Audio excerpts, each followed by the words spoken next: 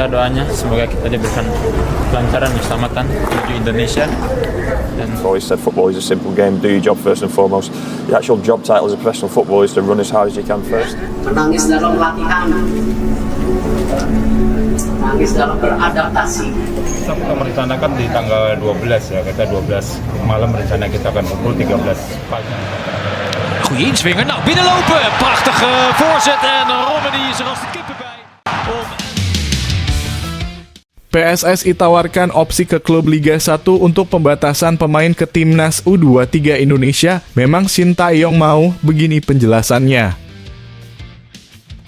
Meniru gaya Sintayong, Nova Arianto terapkan aturan ketat timnas U16 Indonesia dilarang telat makan hingga HP disita. Ini pertanda oleh Romani segera perkuat timnas Indonesia asuhan Sintayong. Taktik Sintayong jadikan Elkan Bagot striker terbukti ampuh, pelatih Bristol Rovers menirunya bukan tanpa alasan.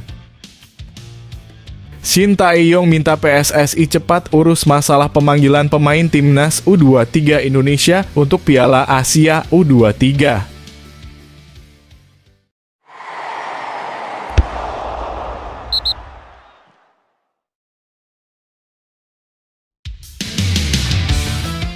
Meniru gaya Sintayong, Nova Arianto terapkan aturan ketat timnas U16 Indonesia dilarang telat makan hingga HP disita. Seperti diketahui, timnas U16 Indonesia tengah melakukan seleksi tahap pertama pada 19 hingga 21 Februari 2024. Seleksi ini dilakukan untuk bisa mencari pemain terbaik agar dapat tampil maksimal di Piala AFF U16 pada Juni mendatang dan kualifikasi Piala Asia U17. Pelatih utama timnas U16 Indonesia yang juga asisten Sintayong di timnas senior ini langsung menerapkan peraturan soal kedisiplinan. Pelatih berusia 45 tahun tersebut mengaku bahwa dia memang memberikan aturan tegas. Para pemain dilarang telat saat makan siang dan aturan tidak boleh terlambat ini juga berlaku untuk kegiatan lainnya. Selain soal aturan jam makan, Nova Arianto juga mengaku mengumpulkan ponsel pemain saat malam hari.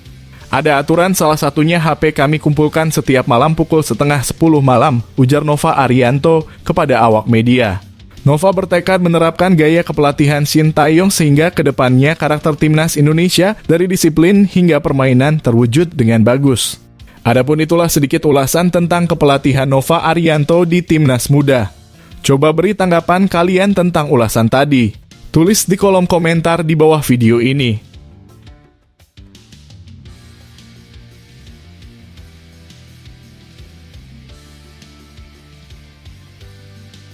Ini pertanda oleh Romani segera perkuat timnas Indonesia asuhan Sintayong. Setidaknya sudah ada satu pertanda penyerang Football Club Utrecht oleh Romani segera memperkuat timnas Indonesia asuhan Sintayong. Pertama, berdasarkan ucapan dari pengamat sepak bola tanah air, Roni Pangemanan. Bung Ropan sapaan akrab Roni Pangemanan mengatakan bakal ada penyerang keturunan Grade A yang melakukan video conference dengan Ketua Umum PSSI, Erick Thohir. Satu berita penting yang harus saya sampaikan hari ini. Striker itu sudah ada, tapi ini harus dibicarakan dulu. Striker ini senang dan ingin memperkuat timnas Indonesia. Striker ini tidak main-main. Siapa striker tersebut? Masih dirahasiakan Ketua Umum PSSI Erick Thohir. Karena kalau disebut namanya kemudian tidak jadikan tidak enak. Grade A, kata Bung Ropan. Jika melihat kondisi sekarang, tak ada penyerang keturunan Grade A selain oleh Romani.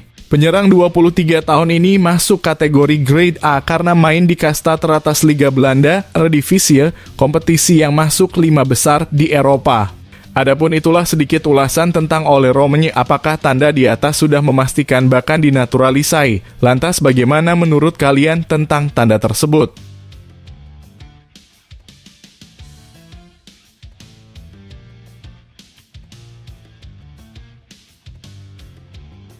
Taktik Sintayong jadikan Elkan Bagot striker terbukti ampuh, pelatih Bristol Rovers menirunya bukan tanpa alasan.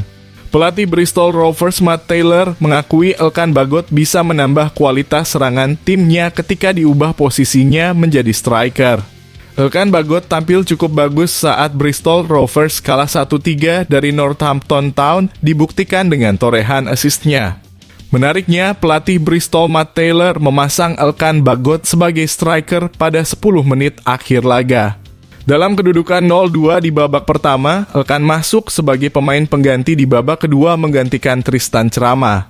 Perubahan taktik Matt Taylor ini cukup berhasil. Elkan dengan keunggulan posturnya mampu menyundul bola setelah menerima umpan panjang dari sisi kanan.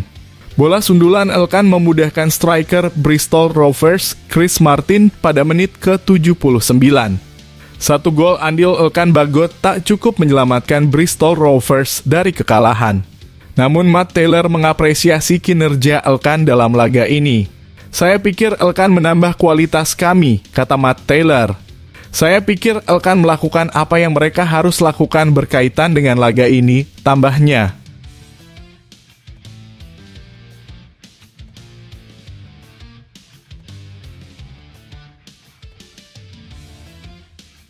Shin Tae-yong minta PSSI cepat urus masalah pemanggilan pemain timnas U23 Indonesia untuk Piala Asia U23.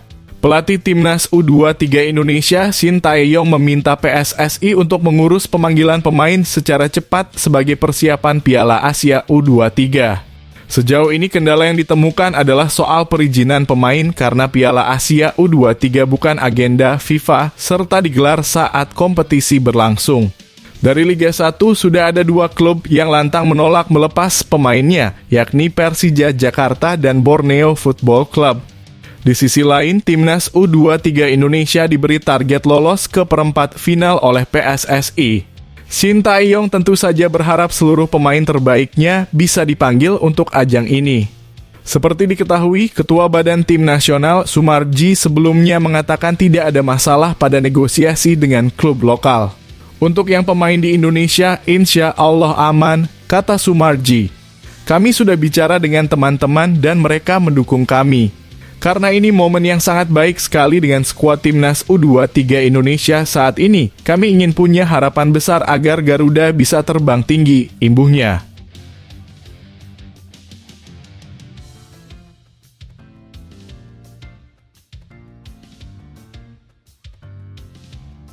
Bikin kaget mendengarnya, Shin Tae-yong berani katakan hal ini karena dinilai layak pimpin Korsel lagi. Ternyata impian terpendamnya bukan timnas Indonesia.